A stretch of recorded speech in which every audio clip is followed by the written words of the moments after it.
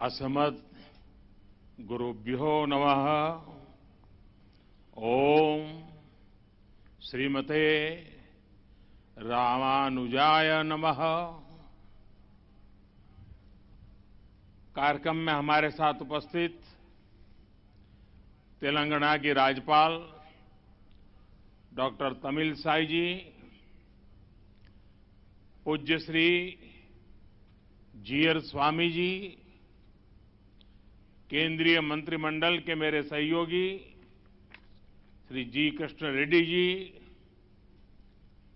श्रीमान डॉक्टर रामेश्वर राव जी, भागवत विभूतियों से संपन्न सभी पूज्य संतगण, देवी और सज्जनों,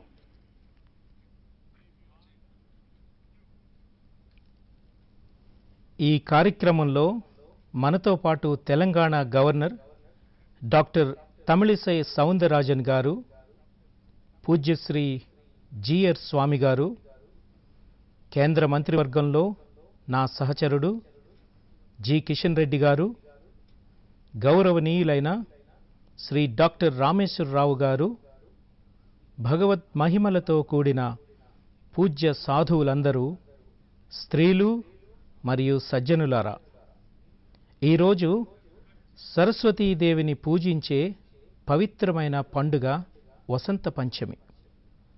ఈ సందర్భంగా శారదామాత విశేష కృపకు పాత్రుడైన శ్రీ రామానుజాచార్య విగ్రహాన్ని ప్రతిష్ఠాపన చేస్తున్నారు. నేను కూడా మీ అందరికీ వసంత పంచమి శుభాకాంక్షలు తెలియజేస్తున్నాను.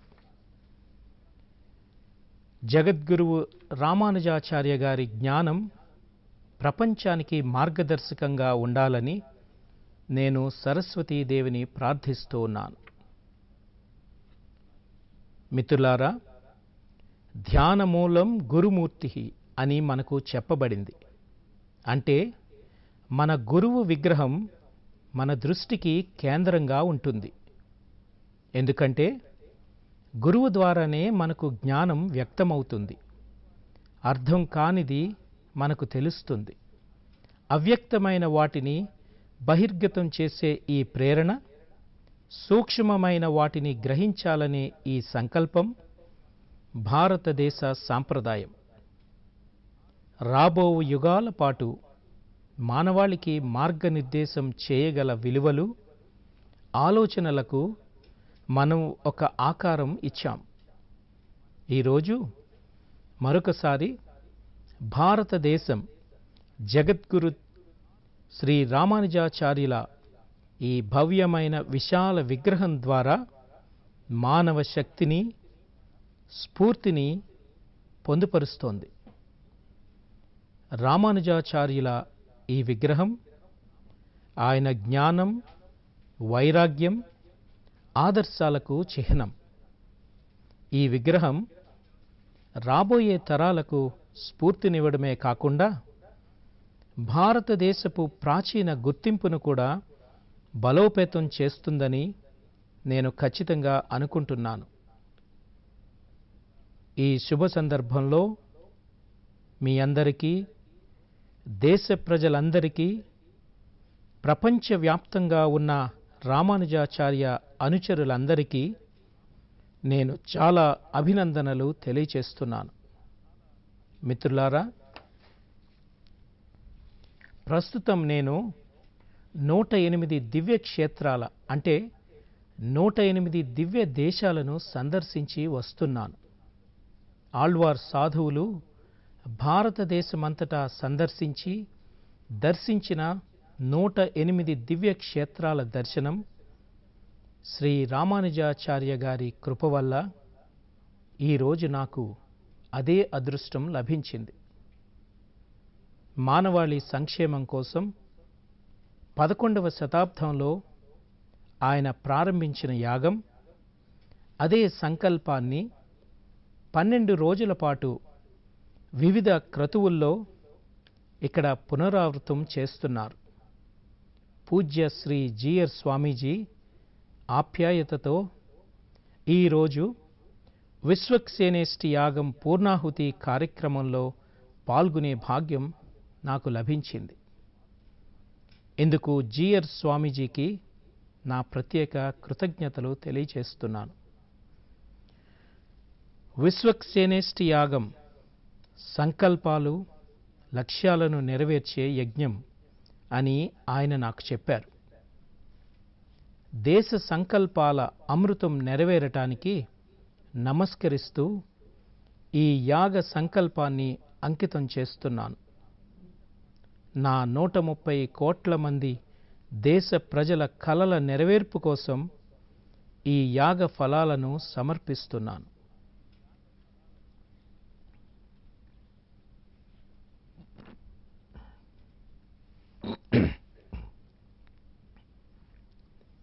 మిత్రులారా, ప్రపంచంలోని చాలా నాగరికతలలో, చాలా తత్వాలలో ఒక ఆలోచన ఆమోదించబడింది లేదా తిరస్కరించబడింది. కానీ భారతదేశం లాంటి దేశంలో ధార్మికులు జ్ఞానాన్ని ఖండించటం, అంగీకరించటం మరియు తిరస్కరించటం ద్వారా దానికంటే పైన ఉన్నట్లు చూశారు. ఈ వివాదాన్ని దైవిక దృష్టితో చూశారు. మనకు ఇక్కడ అద్వైతం కూడా ఉంది, ద్వైతం కూడా ఉంది. ఈ ద్వైత అద్వైతాలను కలుపుతూ శ్రీ రామానుజాచార్యుల విశిష్టాద్వైతం కూడా మనకు స్ఫూర్తినిస్తుంది. రామానుజాచార్య గారి జ్ఞానం ఒక విలక్షణమైన వైభవాన్ని కలిగి ఉంది.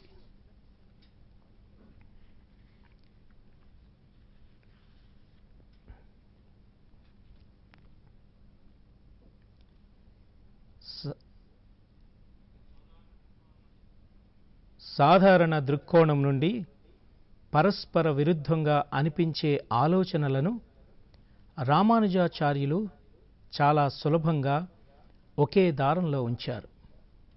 తన జ్ఞానంతో, తన వ్యాఖ్యానంతో సామాన్య మానవుడు కూడా అనుసంధానించబడి ఉన్నాడు.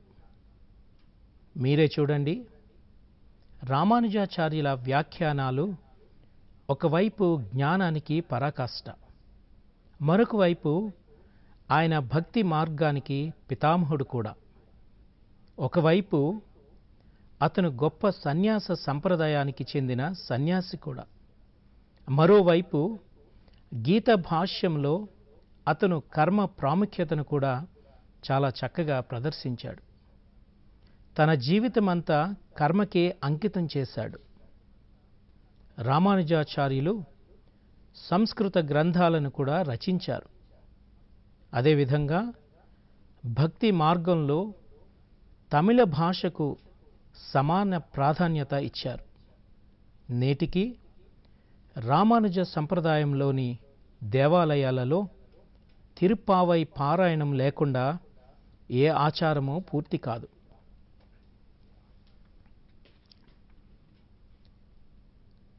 మిత్రులారా, నేటి ప్రపంచంలో సామాజిక సంస్కరణలు, అభ్యుదయవాదం విషయానికి వస్తే సంస్కరణలు మూలాలకు దూరంగా జరుగుతాయని నమ్ముతారు.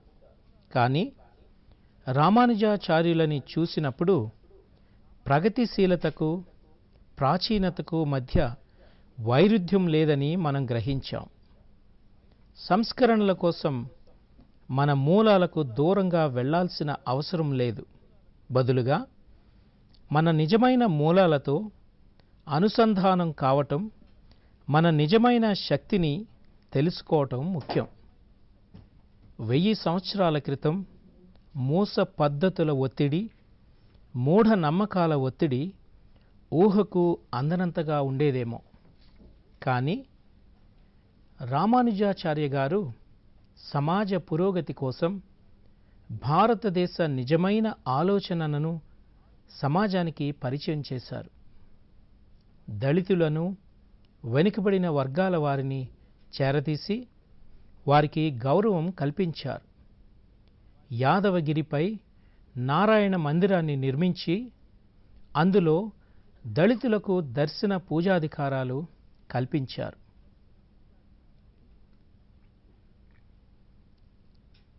న జాతి కారణం లోకే గుప్తాః కళ్యాణ హేతవః. అంటే ప్రపంచంలో సంక్షేమం కులం ద్వారా కాదు, సద్గుణాల ద్వారా జరుగుతుందని రామానుజాచార్య గారు చెప్పారు. రామానుజాచార్యుల గురువైన శ్రీ మహాపూర్ణ ఒకప్పుడు వేరే కులానికి చెందిన స్నేహితుని అంత్యక్రియలు చేస్తారు. ఆ సమయంలో రామానుజాచార్యులు ప్రజలకు భగవంతుడు శ్రీరాముని గుర్తు చేశారు. జటాయువు అంతిమ సంస్కారాలను శ్రీరాముడు తన చేతులతో నిర్వహించగలిగినప్పుడు వివక్షతతో కూడిన ఆలోచనకు ధర్మం ఎలా ప్రాతిపదిక అవుతుంది అని ఆయన అన్నారు. ఇది స్వతహాగా గొప్ప సందేశం.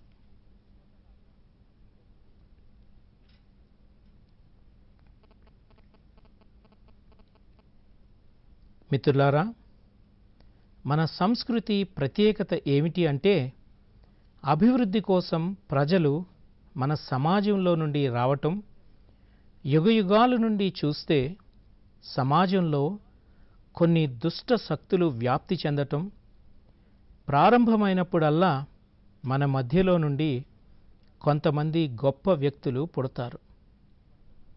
అటువంటి సంస్కర్తలకు వారి కాలంలో ఎల్లప్పుడూ ఆమోదం ఉందా లేదా అనేది వేలాది సంవత్సరాల అనుభవం. వారు ఆమోదించబడినా ఆమోదించబడకపోయినా, వారు సవాళ్లను ఎదుర్కొన్నా లేకపోయినా, వారు వ్యతిరేకతను ఎదుర్కోవాల్సి వచ్చింది. కానీ ఆ దృష్టిలో, ఆ అంశంలో చాలా శక్తి ఉంది. అతని నమ్మకం చాలా బలంగా ఉంది. అతను సమాజంలోని చెడుకు వ్యతిరేకంగా పోరాడటానికి తన శక్తిని ఉంచేవాడు. కానీ సమాజం దీనిని అర్థం చేసుకున్నప్పుడు, అప్పుడు ఎవరు వ్యతిరేకించినా సాధ్యమైనంత వేగంగా ఆమోదం పొందుతుంది. వారికి ఆదరాభిమానాలు లభిస్తాయి. మన సమాజంలో చెడుకు అనుకూలంగా, మూఢనమ్మకాలకు అనుకూలంగా మన సమాజంలో సామాజిక అనుమతి లేదని ఇదే నిదర్శనం. చెడుతో పోరాడేవారు, సమాజాన్ని సంస్కరించేవారు మాత్రమే ఇక్కడ గౌరవాభిమానాలు పొందుతారు.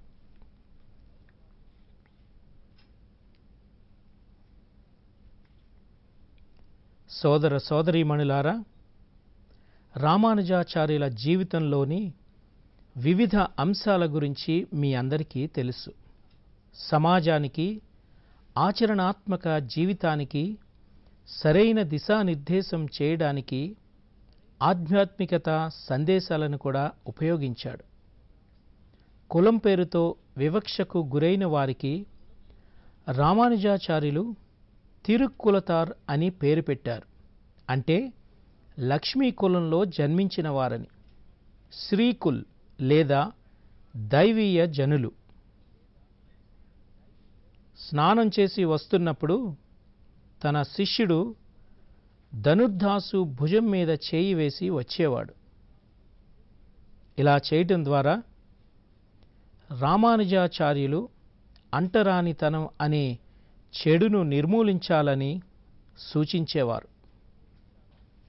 ఈ కారణంగానే బాబాసాహెబ్ అంబేద్కర్ వంటి ఆధునిక సమానత్వ వీరుడు కూడా రామానుజాచార్యులను ఎంతో ప్రశంసించడానికి ఇదే కారణం.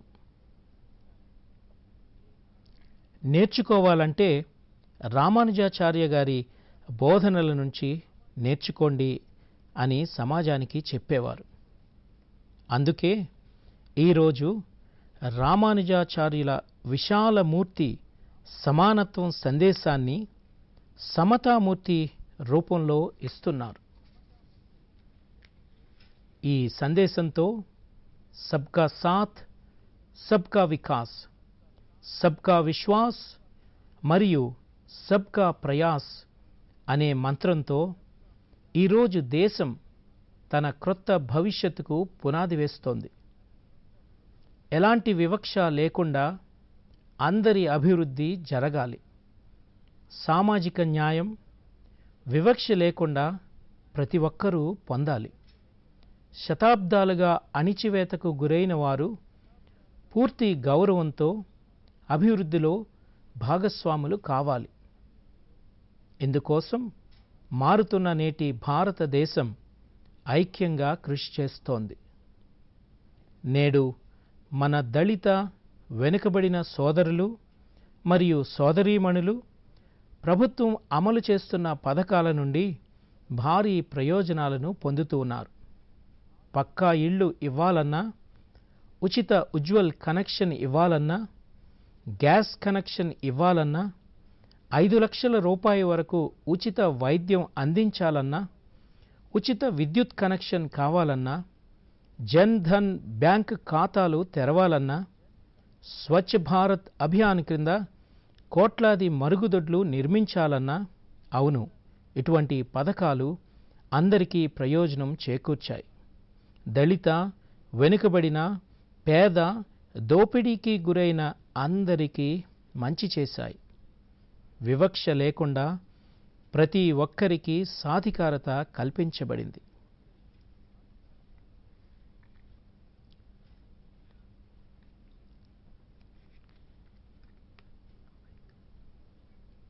మిత్రులారా, రామానుజాచార్యులు చెప్పేవారు, ఉయిర్గళ్కల్ భేదమిల్లై, అంటే జీవులందరూ సమానమే. అతను బ్రహ్మ, జీవం, ఐక్యత గురించి మాట్లాడటం ఆపలేదు. అతను స్వయంగా ఈ వేదాంత సూత్రాన్ని జీవించాడు.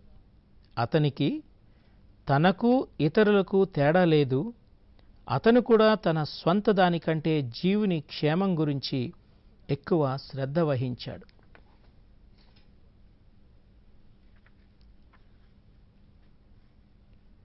ఆయన గురువు చాలా ప్రయత్నాల తరువాత అతనికి జ్ఞానాన్ని అందించినప్పుడు అతను దానిని రహస్యంగా ఉంచమని కోరాడు.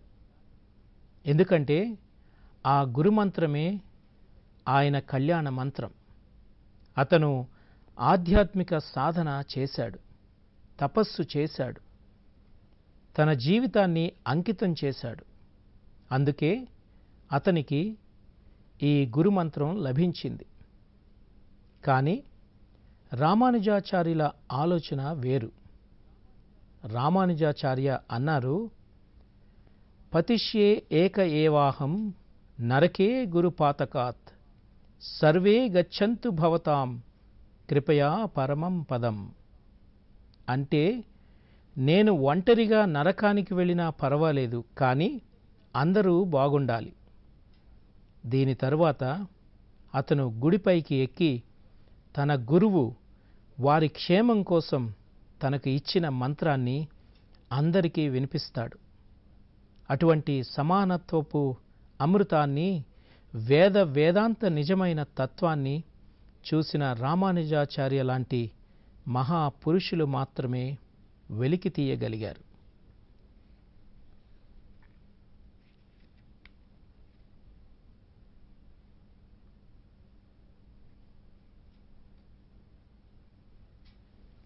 మిత్రులారా, రామానుజాచార్యుల వారు భారతదేశ ఐక్యత, సమగ్రతకు ప్రకాశించే స్ఫూర్తి. అతను దక్షిణాన జన్మించాడు, కానీ అతని ప్రభావం దక్షిణం నుండి ఉత్తరం, తూర్పు నుండి పశ్చిమం వరకు భారతదేశం మొత్తం మీద ఉంది. రామానుజుల ఔన్నత్యాన్ని అన్నమాచార్యుల వారు తెలుగులో ప్రశంసిస్తే, కనకదాస్ గారు కన్నడ భాషలో రామానుజాచార్య కీర్తిని పాడారు. మీరు గుజరాత్, రాజస్థాన్లకు వెళితే అక్కడ కూడా చాలామంది సాధువుల బోధనలలో రామానుజాచార్య ఆలోచనల పరిమళాన్ని మీరు అనుభవించవచ్చు. అంతేకాకుండా గోస్వామి తులసీదాస్జీ నుండి ఉత్తరాన రామానందీయ సంప్రదాయానికి చెందిన కబీర్ దాస్ వరకు రామానుజాచార్యులు ప్రతి గొప్ప సాధువుకు ప్రధాన గురువు.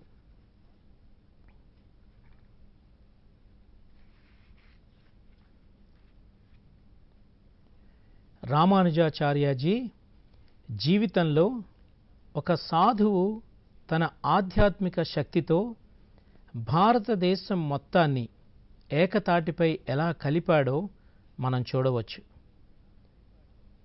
ఈ ఆధ్యాత్మిక స్పృహ వందల సంవత్సరాల బానిసత్వ కాలంలో భారతదేశ చైతన్యాన్ని మేల్కొల్పింది.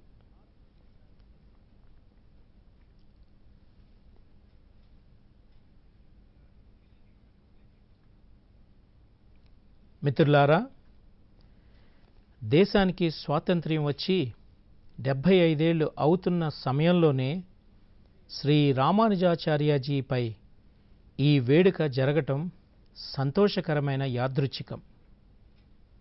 స్వాతంత్ర్య అమృత మహోత్సవంలో స్వాతంత్ర్య పోరాట చరిత్రను స్మరించుకుంటున్నాం. నేడు దేశం తన స్వాతంత్ర్య సమరయోధులకు కృతజ్ఞతతో నివాళులర్పిస్తోంది. మన చరిత్ర నుండి మనం మన భవిష్యత్తు కోసం ప్రేరణ తీసుకుంటున్నాం, శక్తిని తీసుకుంటున్నాం. అందుకే అమృత మహోత్సవ ఈ సంఘటన స్వాతంత్ర్య పోరాటంతో పాటు వేలాది సంవత్సరాల భారతదేశ వారసత్వాన్ని అందిస్తోంది.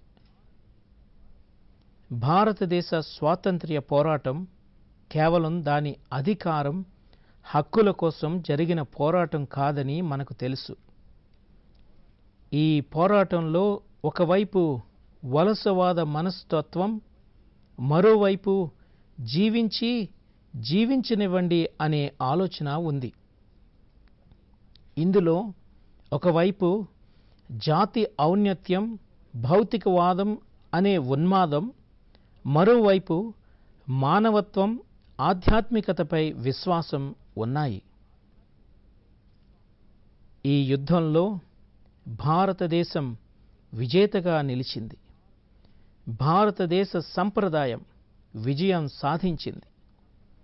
భారతదేశ స్వాతంత్ర్య పోరాటంలో సమానత్వం, మానవత్వంతో పాటు ఆధ్యాత్మికత శక్తి కూడా నిమగ్నమై ఉంది. ఇది రామానుజాచార్య వంటి సాధువుల నుండి భారతదేశానికి లభించింది.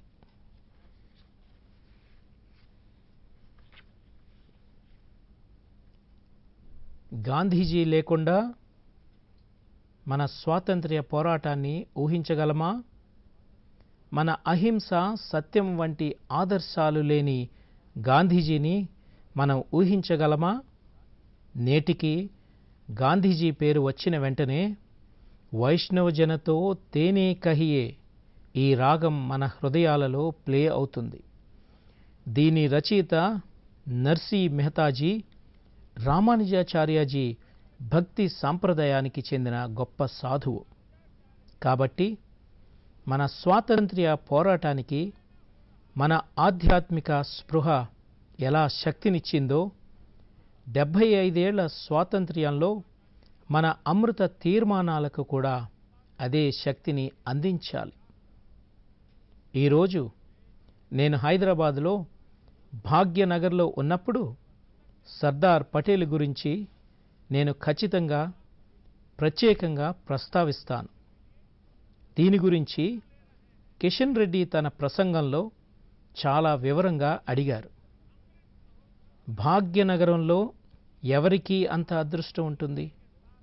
సర్దార్ పటేల్ దార్శనికత, సర్దార్ పటేల్ శక్తి, హైదరాబాద్ కీర్తి కోసం సర్దార్ సాహిబ్ దౌత్యం తెలియని హైదరాబాదీ ఎవరుంటారు? నేడు ఒకవైపు సర్దార్ సాహెబ్ ఐక్యతా ప్రతిమ దేశంలో ఐక్యతా ప్రమాణాన్ని పునరుద్ఘాటిస్తూ ఉంటే, రామానుజాచార్యుల సమతామూర్తి సమానత్వ సందేశాన్ని ఇస్తోంది. ఇది ఒక దేశంగా భారతదేశ పురాతన లక్షణం. మన ఐక్యత అధికారం లేదా శక్తి పునాదిపై నిలవబడదు. మన ఐక్యత సమానత్వం, గౌరవం ఈ సూత్రం ద్వారా సృష్టించబడతాయి.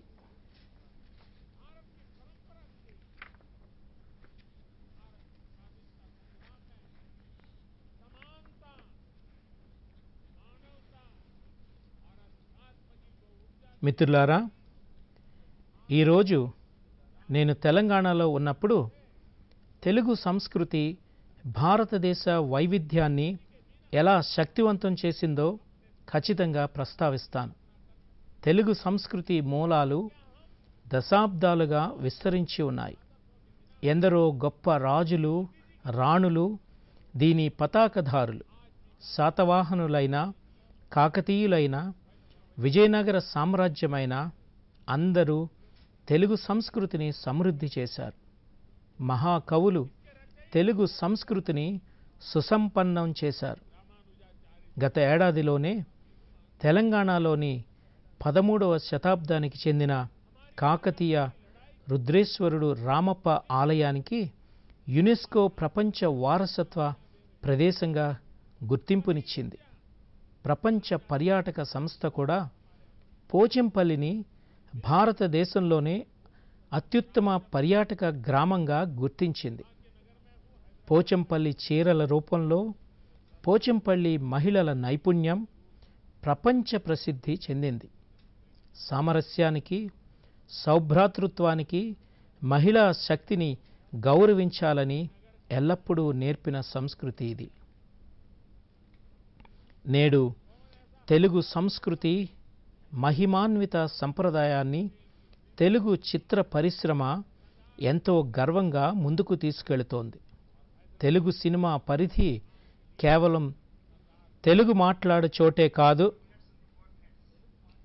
ఇది ప్రపంచవ్యాప్తంగా విస్తరించింది. వెండితెర నుండి ఓటీటీ వేదికల వరకు ఈ సృజనాత్మకత గురించి చర్చ పెరుగుతోంది. భారతదేశం వెలుపల కూడా చాలా ప్రశంసలు ఉన్నాయి. తెలుగు మాట్లాడే ప్రజలు తమ కళకు, వారి సంస్కృతికి ఈ అంకిత భావం అందరికీ స్ఫూర్తిదాయకం.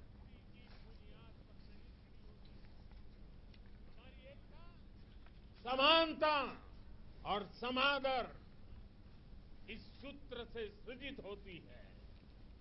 और साथियों, आज जब मैं तेलंगाना में हूं तो इस बात का जिक्र भी जरूर करूंगा कि कैसे तेलुगु कल्चर ने भारत की विविधता को सशक्त किया है। तेलुगु कल्चर की जड़ों का विस्तार सदियों में फैला हुआ है। अनेक महान राजा, रानियां इसके ध्वजवाहक रहे हैं। सातवाहन हो, काकातिया हो या विजयनगर साम्राज्य, सभी ने तेलुगु संस्कृति की पताका को बुलंद किया। महान कवियों ने तेलुगु संस्कृति को समृद्ध किया है।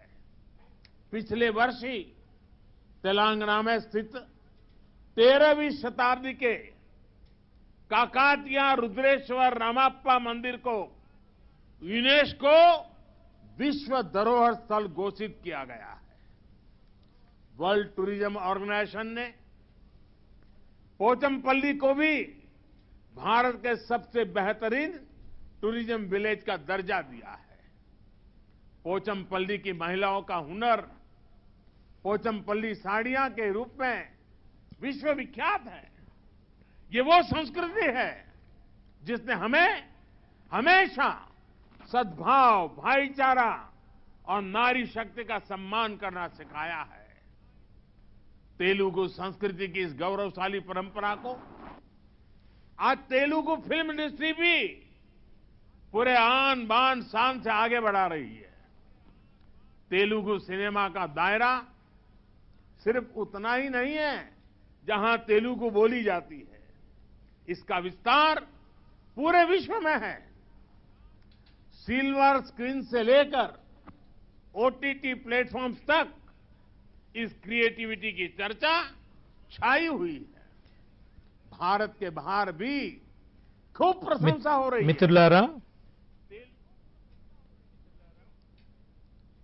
మిత్రులారా స్వాతంత్ర్యం వచ్చిన 75వ సంవత్సరంలో ఈ అమృత కాలంలో ఈ శ్రీ రామానుజాచార్యుల విగ్రహం ప్రతి దేశస్థునికి నిరంతరం స్ఫూర్తినిస్తూనే ఉంటుంది.